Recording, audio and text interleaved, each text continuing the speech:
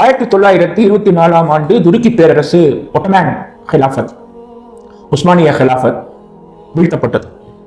வீழ்த்தப்பட்டதுக்கு என்ன காரணம்னு நினைக்கிறீங்க?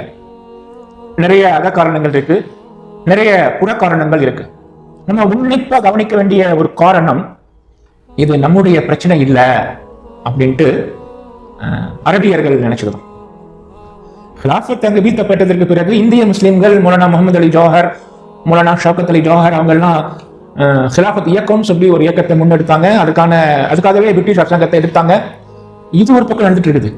ஆனால் உண்மையிலேயே உணர்வெழுச்சி பெற்றிருக்க வேண்டிய, எதையாவது செய்திருக்க வேண்டிய அரபியர்கள் ஏதாவது செஞ்சாங்களா அப்படின்னா, இது நம்ம நாடு அல்ல, அது நம்ம அரசாங்கம் அல்ல, அது வேற அப்படின்ட்டு அவங்க நினைச்சாங்க.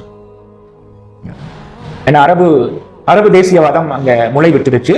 அது முளைக்க வைக்கப்பட்டது.